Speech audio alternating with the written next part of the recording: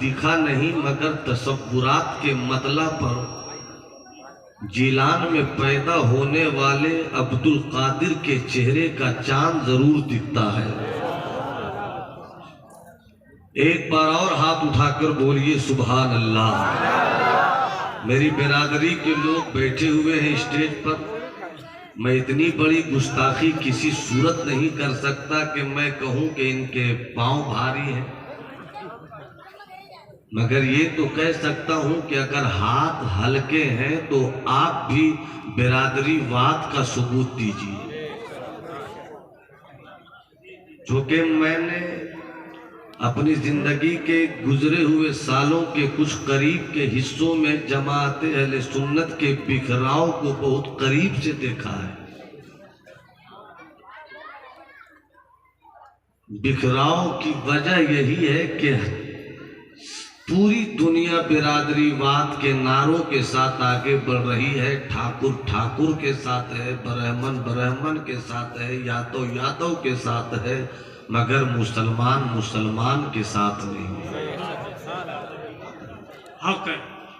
اور اس پر ایک بڑی ٹریجڈی یہ ہے کہ عالم عالم کے ساتھ نہیں ہے، پیر پیر کے ساتھ نہیں ہے، خانقاہ خانقاہ کے ساتھ نہیں ہے، مولوی مولوی کے ساتھ نہیں ہے، شاعر شاعر کے ساتھ نہیں ہے، خطیب خطیب کے ساتھ نہیں ہے۔ جس دن میری یہ قوم برادری واد کو سمجھ گئی، 3 حصے فتنے اسی دن زمین کے اندر دفن ہو جائیں گے۔ بہت اچھا بھائی، کیا بات ہے۔ اب میں ایک بار دیکھنا چاہتا ہوں آپ کے ہاتھوں کو، اور آپ دیکھیے میری برادری کے ہاتھوں کو۔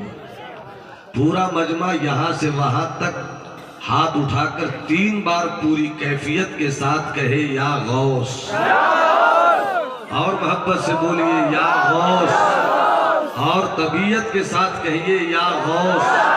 اب اپنے ہاتھوں کو اپنی جگہ رکھیے، اس لیے کہ جہاں اپنی جگہ آپ نے اپنا ہاتھ نہیں پہنچایا تو ممکن ہے کہ کسی کے کرتے کے جیب کا دروازہ بڑا ہو، کوئی حادثہ ہو جائے، الزام آپ کے سر آ جائے۔ اس لیے اس سے بھی بچنا ضروری ہے، اس لیے کہ ہم اس غوث کی مجلس میں ہیں جو ایک نظر ڈالے تو چور کو بھی ابدال بناتے ہیں۔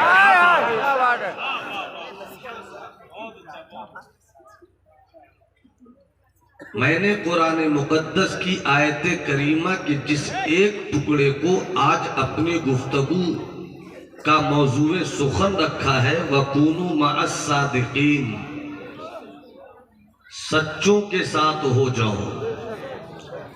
1450 سال سے اب تک کم سے کم 14.5 لاکھ خطیبوں نے اس موضوع پر 28 لاکھ مرتبہ تقریر کی ہوگی۔ عربی میں بھی تقریر ہوئی ہوگی، فارسی میں بھی تقریر ہوئی ہوگی، بنگلہ میں بھی تقریر ہوتی ہے، اردو میں بھی تقریر ہوتی ہے، سنسکرت میں بھی تقریر ہوتی ہے، انگلش میں بھی تقریر ہوتی ہے۔ جہاں جہاں مصطفیٰ کے دامن کرم سے وابستہ اسلام کے غیور بیٹے ہیں، وہاں وہاں وہ لوگ اپنی اپنی زبان میں قرآن کی اس آیت پر گفتگو کرتے بھی ہیں اور گفتگو سنتے بھی ہیں۔ 28.5 لاکھ تقریریں میرے حساب سے کوئی حساب نہیں ہے، ممکن ہے کہ 1 کروڑ سے اوپر ہو گیا ہوں، مگر صرف آپ کے ہوش کو میں آواز دینے کی خاطر یہ باتیں کر رہا ہوں، اور میں چاہوں گا کہ میری گفتگو کے نکلے ہوئے لفظ کے ہر زیر و زبر پر حضرت حسان پیش رہیں تاکہ کوئی میری گفتگو کے حصے کو زیر و زبر نہ کر سکے۔ سچوں کے ساتھ ہو جاؤ، یعنی غوث کے ساتھ ہو جاؤ، یعنی خواجہ کے ساتھ ہو جاؤ۔ غور سے سنیے گا، ذہن ادھر ادھر نہیں رہے، تاکہ آنے والی گفتگو کو اس موضوع پہ رکھ کر میں سکون کے ساتھ یہ تصور لے کر گھر جاؤں کہ ہم نیپال کی سرحد پر یو پی کے ان شہزادوں سے مل کر آئے ہیں جنہوں نے ہر حال میں نبی کی سنت پر جینے کی قسم کھائی ہے۔ حالات دیکھیے، اب احتجاج کا دور نہیں رہا، اب ریلی کا دور نہیں رہا، اب سڑکوں پر کسی کے خلاف چیخ چیخ کر نعرے لگانے کے وقت چلے گئے۔ حالات بد سے بدتر ہو رہے ہیں۔ آپ کے سینوں کے اندر دھڑکتا ہوا دل اس وقت اپنے آپ کو کمزور محسوس کر رہا ہے۔ 1947 سے لے کر اب تک آپ صرف جلائے گئے ہیں،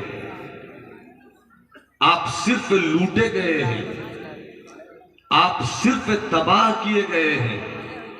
کبھی گجرات آپ کی صورت میں جلا ہے، کبھی مظفر نگر آپ کے چہرے کی صورت میں جلا ہے، کانپور کی سڑکوں پر آپ کی بیٹیوں کی عزت و عصمت کی چادر تار تار کی گئی، مگر ہم ہوش کی دوا نہیں لے رہے ہیں۔ ہم ریلی نکال کر اپنا کام یہ سمجھتے ہیں پورا کر چکے، مگر یہ دور احتجاج کا نہیں، ریلی کا نہیں، بلکہ یہ دور بزرگوں کی پاکیزہ روش پر چل کر، حالات کو سمجھ کر، دشمنوں کی آنکھوں میں آنکھیں ڈال کر علم کے سورج سے ان کو شکست دینے کا ہے۔ بے شک بے شک۔ اسلام کے بیٹوں، اسلام کے جوانوں، 18 سال کے شہزادوں، 20 سال کے شہزادوں، 22 سال کے شہزادوں، اگر میں آپ سے اپنی گفتگو میں یہ کہوں، میرے غوث کی شان یہ ہے کہ انہوں نے قم بإذن اللہ کہا، مردے زندہ ہو گئے۔ کہیں سے کوئی شک نہیں کہ میرے غوث کی یہی شان ہے۔ آپ واہ واہ کرتے ہیں، کرنا چاہیے، مگر وہ قوم جو صرف واہ واہ کرتی ہے وہ تباہ ہوتی ہے۔ واہ واہ کے ساتھ جو آہ آہ کرتی ہے وہ قوم کامیاب ہوتی ہے۔ اگر میں آپ سے یہ کہوں، میرے غوث اعظم کی شان یہ ہے، اے بابو لوگ، اے بابو، جس کو جانا ایک بار جاؤ، ایک بار جاؤ۔ ہم ان لوگوں سے گفتگو نہیں کرتے جو میلہ سمجھ کر آتے ہیں۔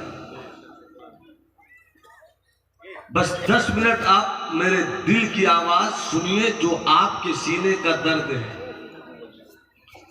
اگر میں آپ سے یہ کہوں، پیرے پیرا، میرے میرا، شہباز لامکانی، قطب ربانی، غوث سمادانی، سیدنا شیخ عبد القادر جیلانی رضی اللہ تعالیٰ عنہ کی یہ شان ہے کہ ڈوبی ہوئی بارات کو سمندر کی لہروں سے نکال کر پھر بڑھیا کے چہرے پہ خوشی کا چاند پیش کر دیا۔